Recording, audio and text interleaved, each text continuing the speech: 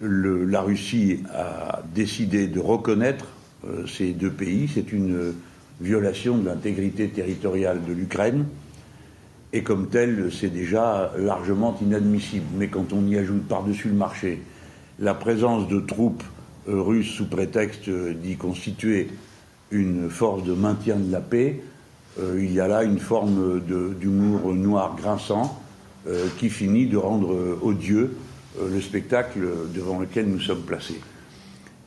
C'est la 4e fois que l'intangibilité des frontières en Europe est violée par la force. 2 fois dans le démembrement de l'ancienne Yougoslavie, avec pour terminer la création d'un État, somme toute assez artificiel, le Kosovo, puis ce fut la Crimée, et maintenant 2 territoires de l'Ukraine.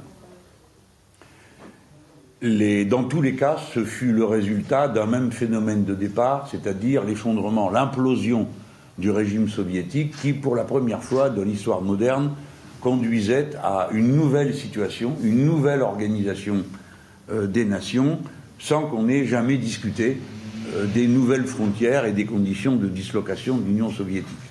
Dans le passé, que ce soit l'Empire austro-hongrois, l'Empire ottoman, l'Empire allemand, chaque fois que les circonstances les avaient amenés au bout, on a renégocié où étaient les frontières et on les a reconnues. Ce ne fut pas le cas pour l'implosion de la Russie soviétique. C'est pourquoi, depuis cette époque, des gens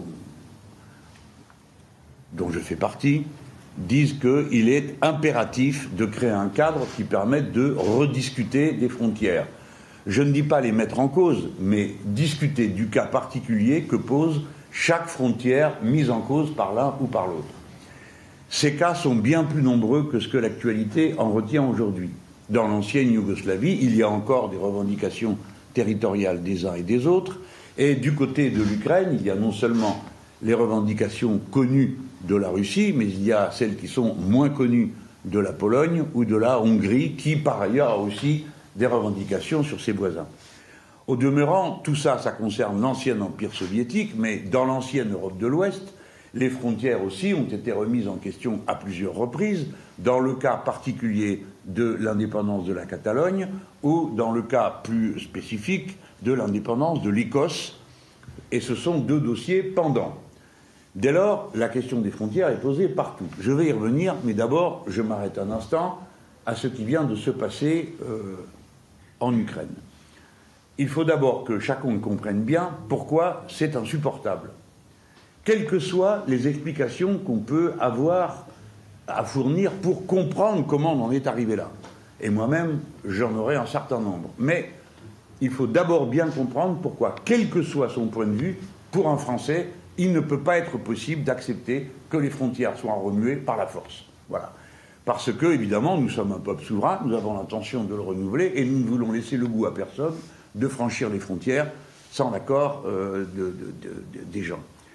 Toucher à la carte, toucher aux frontières, c'est créer un risque de guerre généralisée, comme celle qu'on a déjà connue dans le passé. L'expérience du vieux continent, sur lequel ont été déclenchées les 2 guerres mondiales. Il y a eu 2 guerres mondiales dans l'histoire, les 2 fois à partir de l'Europe. Et les 2 fois pour des raisons qui sont assez voisines de celles qu'on retrouve aujourd'hui. Par conséquent, j'avais imaginé une formule. J'avais dit que les nouvelles blessures s'ouvraient sur les anciennes cicatrices. Eh bien, une fois de plus, c'est ce qui se produit. Nous ne pouvons pas, comme Français, accepter, si peu que ce soit, une violation des frontières comme celle que nous sommes en train de vivre. Et ça vaut, je m'empresse de le dire, non seulement pour la vieille Europe, mais ça vaut aussi pour l'Afrique ou quelque autre zone du monde. Il y a donc à chaque fois le choix à faire entre l'épreuve de force ou la négociation. Des esprits frivoles et superficiels pensent que l'épreuve de force est toujours plus rapide et concluante que la négociation. Alors, évidemment, ils ont en leur faveur le fait que souvent, des situations créées par la force ont fini par avoir leur pérennité. Mais ça ne peut pas être pour nous une position diplomatique ni un objectif. Donc, les Français doivent nécessairement, obligatoirement, n'accepter de modification de frontières que contrôlée, discutée et voulue par les peuples, dans des conditions qui garantissent l'expression libre des peuples à propos de leur appartenance à telle ou telle nation.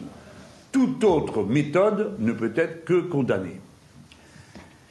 Dès lors, voyant les choses comme elles sont en train de se dessiner au cours de la journée, avec un peu d'expérience, on a quand même une impression, d'abord, d'un énorme gâchis. On se demande quel rôle au juste a joué le président de la République française et s'il n'a pas été utilisé par M. Poutine comme un leurre. Car je vous rappelle que nous avions à ce moment-là, d'un côté des Américains jusqu'à hier, qui ne cessaient d'annoncer une apocalypse, à coup de communiqués de l'OTAN 8 ou 10 par jour, et de l'autre côté le président de la République française qui ne cessait d'annoncer que les choses étaient en pourparlers, qu'on discutait, une fois qu'il y avait eu un accord partiel, l'autre fois qu'il y aurait un sommet. Le résultat, c'est qu'à la fin, M. Poutine décide de reconnaître 2 républiques, donc viole la frontière de l'Ukraine, et y envoie des troupes. Et puis, que voit-on, qu'entend-on aussitôt? Eh bien, rien. Ça m'a rappelé un ministre des Affaires étrangères français qui, après le coup d'État en Pologne, on lui avait demandé « Et que compte faire la France ?» Et après un petit silence, il avait dit « Eh bien, rien, comme d'habitude. » Ce qui signifiait qu'à l'époque, il y avait un partage du monde qui existait entre la Russie soviétique et les États-Unis d'Amérique et le monde qui s'y rattache, celui de l'OTAN, qui était chacun chez soi, et il fait sa loi. Eh bien, on a l'impression que c'est qui est en train de se rétablir, en tout cas en Europe, et sur notre dos.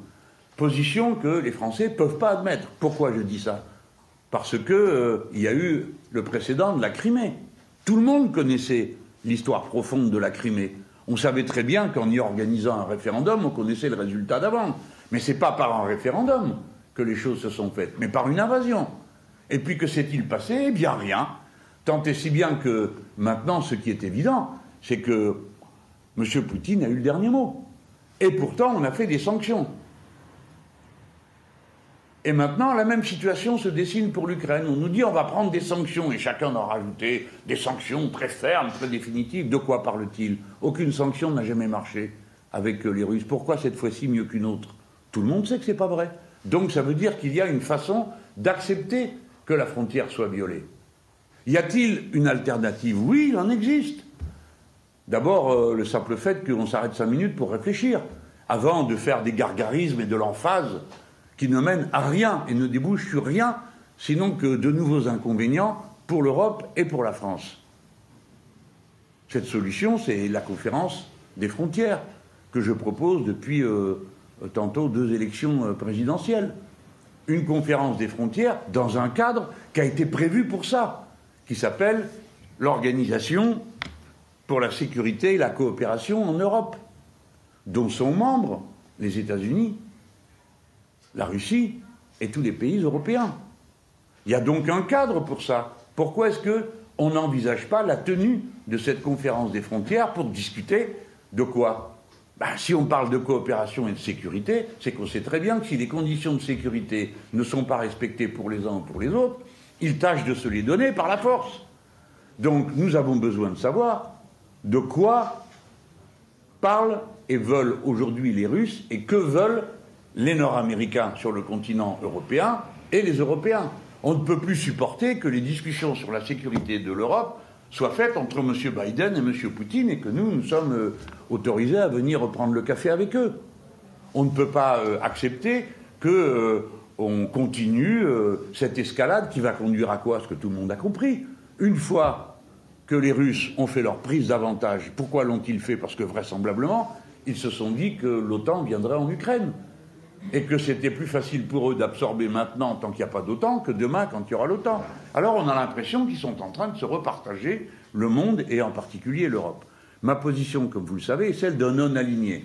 Ça fait que quand l'agression vient d'un côté, je me porte plutôt de l'autre, en disant, attention, ils ont des questions, les Russes ont des questions sur leur sécurité. Et quand l'agression vient de l'autre côté, eh bien je me porte du côté de la victime.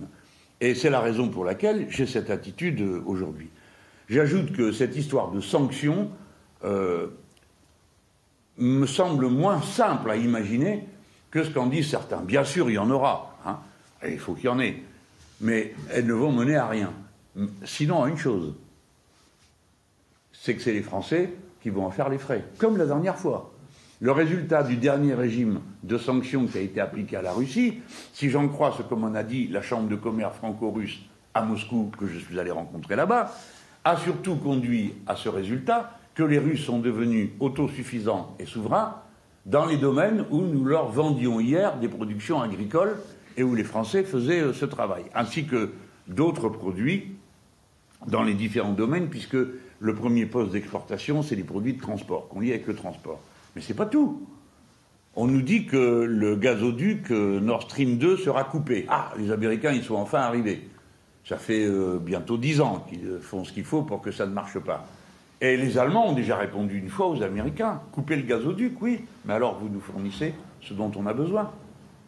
Ça tombe bien, c'est exactement ce que veulent les États-Unis d'Amérique. C'est-à-dire vendre leur gaz de schiste. Donc le résultat de toute cette histoire, c'est que les Européens vont devoir acheter du gaz de schiste nord-américain parce qu'il y a un régime de sanctions économiques contre les Russes. Pour nous, Français, c'est 20% du gaz que nous consommons qui nous vient des Russes. Le reste nous vient pour l'essentiel de la Norvège et des Pays-Bas. On ne sait pas si ces deux pays sont en capacité d'augmenter leur production au point qu'ils compensent ce que nous vendaient auparavant les Russes. Mais les Américains sont proposés pour faire la pointe. J'ajoute que c'est pas, alors vous avez vu le résultat, une augmentation du gaz de 20%. Les pays producteurs se consultent pour savoir s'ils vont augmenter la production. Personne, j'espère la naïveté de croire, qu'ils vont le faire au point de faire baisser les prix. Parce que si de telles décisions étaient possibles, ils les auraient déjà prises pour le pétrole. C'est pas ce qui s'est produit, alors même que le coût du pétrole s'est envolé. Donc nous allons faire les frais de cette histoire-là au moins autant que les Russes. Je veux dire au moins autant que le peuple russe. Pour les Français, je rappelle que nous sommes le premier employeur de main-d'œuvre depuis l'étranger, c'est nous les Français. Et le deuxième investisseur étranger, c'est nous les Français. Il y a donc des liens extrêmement profonds et extrêmement anciens entre les Russes et nous.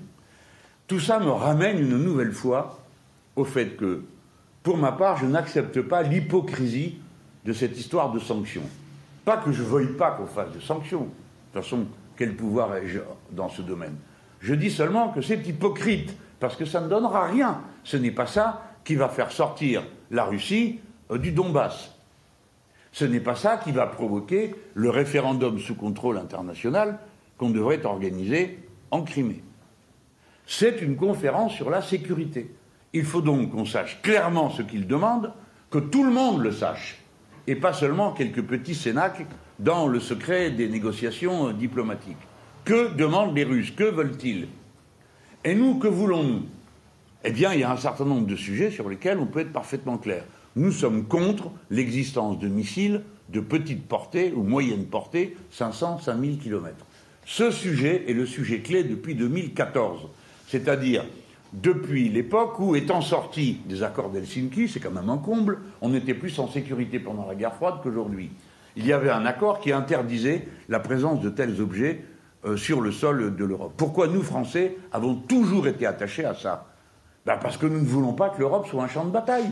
Dès lors qu'on autorise des projectiles qui permettent d'atteindre les capitales de l'un ou de l'autre, on transforme ipso facto l'Europe en un champ de bataille. C'est pourquoi ce fut une grave erreur de la part du président Hollande d'accepter qu'on installe des batteries de missiles antimissiles en Pologne qui sont de portée suffisante pour atteindre le territoire russe, et ainsi de suite. Voilà, si bien que si l'enjeu est vraiment la paix, pas le partage du monde, la paix, l'indépendance et la souveraineté, eh bien, il faut s'en donner le moyen. Et ce moyen, c'est une conférence sur la sécurité en Europe, qui inclut la question des armements qui sont licites ou illicites sur le territoire du vieux continent. En tout cas, pour des Français, il ne peut pas en aller autrement. Ça correspond à notre ligne historique, c'est pas moi qui l'ai inventée, hein, et elle correspond aux besoins de notre souveraineté et de notre indépendance. Dès lors, il faut naturellement ne pas accepter l'occupation des territoires du Donbass, qui sont partie prenante de l'Ukraine. Je mesure parfaitement ce que cette formule peut avoir de pure invocation, et de pure incantation, puisque ça fait 8 ans qu'ils sont en guerre et qu'il y a déjà 14 000 personnes qui en sont mortes de cette guerre. Tant et si bien qu'on peut penser que les populations en sont rendues à des points de haine, soit qu'ils les accablent de haine recuite, soit qu'ils les conduisent à dire qu'ils veulent la paix. Moi, je suis persuadé qu'eux aussi ont envie de la paix, pas que leur pays soit transformé en un champ de bataille. Voilà ce que je voulais dire avec toute la fermeté dont vous m'avez vu capable dans le sens inverse. Et je maintiens à cette étape que la mauvaise chose serait d'accepter que l'Ukraine intègre l'OTAN. Mais je suis parfaitement conscient du fait qu'il dépend d'un vote du Parlement ukrainien que la demande soit faite et qu'il dépend d'une décision des États-Unis d'Amérique qu'elle soit acceptée. Sans doute est-ce la trajectoire qui avait été prévue. Naturellement, si ça avait lieu, ce serait une catastrophe, car le lendemain, la Géorgie en ferait autant, et nous aurions des difficultés sans nom. Voilà, je crois avoir dit tout ce que je pouvais dire, en vous priant d'excuser d'avoir été un peu long, mais si vous voulez, ça ne tient pas en 140 signes, hein, une histoire pareille. Monsieur Mélenchon, ce matin, François Hollande sur BFM TV vous a accusé avec Éric Zemmour et Marine Le Pen de complaisance à l'égard des dossiers que vous répondez. C'est un malheureux qui a fait tant d'erreurs dans ce domaine que je ne crois pas qu'il soit la personne la mieux placée pour donner des conseils. En plus, ça a un côté qui est assez déplaisant. C'est pas tous les jours qu'on accuse ses compatriotes d'être complices d'envahisseurs. Mais pour ma part, j'ai le cuir qui est fait. Je me rappelle que j'ai été traité d'agent de Saddam Hussein parce que j'étais contre la guerre du Golfe. Et puis après, je me suis trouvé en bonne compagnie avec le président Chirac et quelques autres. Donc je pense que c'est de la petite politicaille. Est-ce que, selon vous, justement, les Russes, Vladimir Poutine, pourrait participer à ce type de conférence sur les frontières, sachant que beaucoup estiment qu'il n'y a que le rapport de force qui est possible avec lui. C'est ce que disait d'ailleurs François Hollande ce matin. Oui, enfin bon, si vous voulez faire la paix, il faut la faire avec votre ennemi. En général, c'est avec lui qu'on discute de la paix. Les Russes se sont mis dans une situation dont on ne peut pas croire un seul instant qu'ils n'ont pas compris ce qu'ils font. Hein. C'est clair qu'ils affrontent l'Union européenne et les États-Unis d'Amérique. Bon, pour ceux qui ont un peu de connaissances et de pratique, le pire, c'était d'aller se fourrer dans un guêpier pareil. Parce qu'ils se sont mis eux-mêmes, l'Union européenne et les États-Unis d'Amérique, dans une situation où Poutine leur a retourné le compliment. Maintenant, qu'est-ce que vous voulez qu'ils fassent? Ils vont faire la guerre? Réellement, on va faire la guerre nucléaire pour faire reculer la Russie. Tout le monde sait très bien que ce n'est pas possible. Donc il ne fallait pas se mettre dans cette situation. Il fallait que M. Biden et les Nord-Américains, au lieu de bouder les accords de Minsk, au lieu de les saboter en douce parce qu'ils n'étaient pas contents, parce qu'ils n'étaient pas dedans, il aurait fallu que le gouvernement de l'Ukraine, qui n'a jamais appliqué qu'une seule clause des accords de Minsk, il aurait fallu que le gouvernement français et allemand tape du poing sur la table pour dire maintenant, il y a 11 points, vous en avez appliqué qu'un, il y en a 10 à appliquer, voyons pourquoi vous ne les appliquez pas. C'est ça qu'il fallait faire, plus la conférence de sécurité. Mais si vous passez votre temps à répéter seule l'épreuve de force compte et que vous tombez sur un gars qui vous dit, bah voyons, il faut faire quelque chose. Et le résultat, c'est ça. Moi, j'ai toujours dit que l'autorité, ça s'engage quand on est sûr qu'on va être capable de la faire respecter. Si on n'est pas capable, dans la vie de tous les jours, hein, tout le monde sait ça. Eh bien, c'est pareil entre les nations. C'est pourquoi je pense que ceux qui nous ont amenés dans cette situation ont une responsabilité telle qu'il ferait bien de se taire un peu le temps qu'on réfléchisse sérieusement à ce qu'il y a lieu de faire. Moi, j'ai été absolument stupéfait de voir comme ça, tout d'un coup, autant de gens trouver génial ce qu'était en train de faire M. Macron. J'ai même lu ça dans l'UMA, ça m'a stupéfait. Bon. Et puis, ensuite, depuis lors, les compliments sur cette période, les décisions de preuve de fermeté, et tout ce vocabulaire qui est typique de l'impuissance, hein, de gens qui ne savent pas quoi faire. Alors, je pense qu'une des choses les plus vraisemblables, c'est qu'ils vont faire entrer l'Ukraine dans l'OTAN. Mais vous savez qu'un seul pays qui est contre, et l'Ukraine n'entre pas. D'autre part, le règlement même de l'OTAN prévoit qu'on ne peut pas entrer dans la coalition si on est déjà soi-même en guerre. Hein. Mais on s'en fiche de tout ça. C'est formel. Voilà. Donc, voilà où on en est. Des conseils des uns et des autres, je trouve qu'ils sont assez mal placés pour les faire. Mais bon, après tout, ça peut être un concours d'idées. Ce qu'a fait le président Macron, en appeler d'abord un condamné, deux en appeler au Conseil de sécurité, c'est bien. c'est le Conseil de sécurité et l'ONU qui doit maintenant entrer en scène. Je demande vraiment qu'on se rende compte de la gravité de ce qui est en train de se passer. Même s'il ne se passe rien, ce serait grave.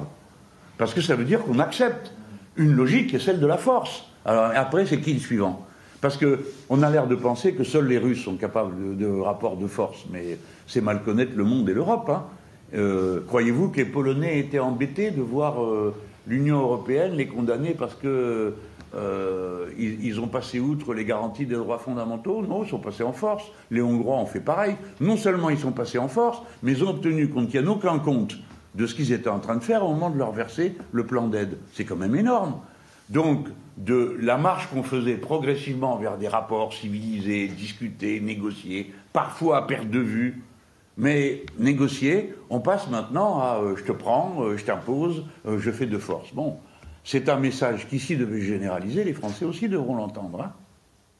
Certains disent que ce qu'a fait Vladimir Poutine dans ces dernières heures était une réponse à un peu la provocation américaine avec l'OTAN. Certains disent ça, et puis d'autres disent que le président russe avait de toute façon son plan dans la tête depuis des années, et que même lorsque le président français est allé à Moscou, Poutine savait très bien ce qu'il allait faire. Quel est votre regard là-dessus? Je crois que les deux sont vrais.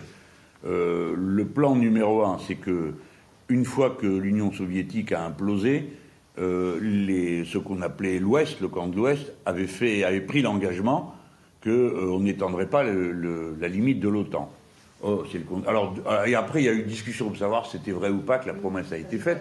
Maintenant, il y a des documents déclassifiés, tout le monde sait que c'est vrai et que ça a été fait. D'ailleurs, on ne voit pas pourquoi. À l'époque, la Russie, qui était encore soviétique, aurait accepté la dissolution du pacte de Varsovie si c'était pas ça qu'il y avait en face. Bon, en attendant, c'est comme ça que ça s'est passé.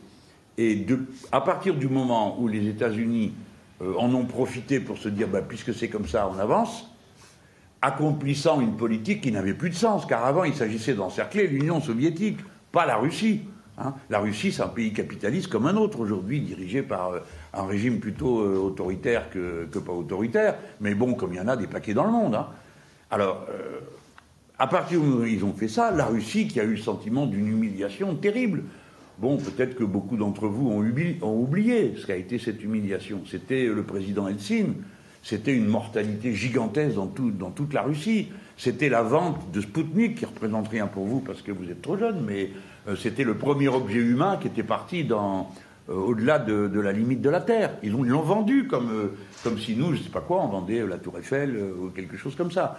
Donc cette humiliation terrible, le gouvernement de Poutine a essayé continuellement de reprendre le terrain, notamment en termes de puissance militaire, d'équipement, de modernisation.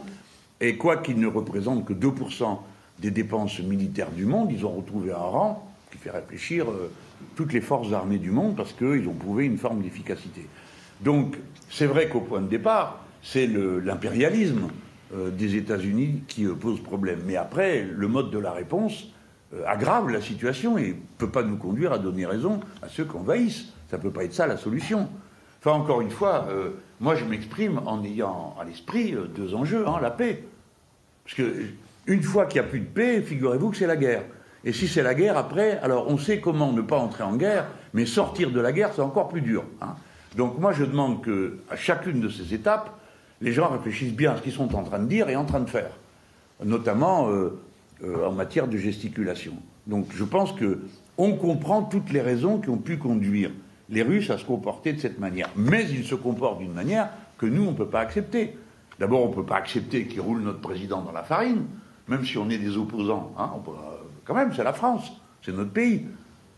Et puis deux, on ne peut pas accepter la méthode de l'invasion permanente. Ça, c'est pas possible.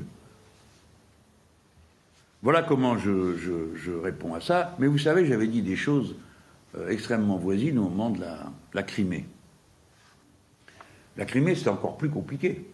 Parce qu'on avait là affaire à une terre entièrement russophone, et l'Ukraine avait décidé que le russe n'était plus une langue sur son territoire. Il y avait les gens de Crimée qui étaient russophones. Ils ont fait ce qu'il fallait pour mettre le feu à la plaine. Hein. Mais voilà. Alors là, qu'est-ce qui va se passer?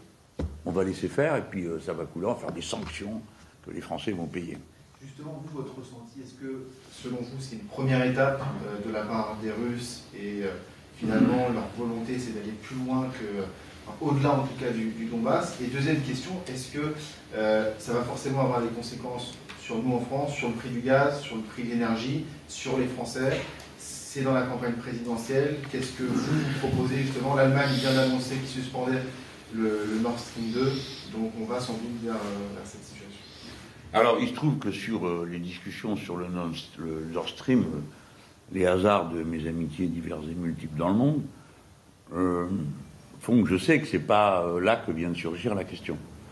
Elle a été posée un peu plus tôt, et les Allemands ont fait savoir qu'ils couperaient rien du tout tant qu'on leur garantissait pas l'approvisionnement en gaz. Bon. Apparemment, les États-Unis d'Amérique se sont engagés à le faire.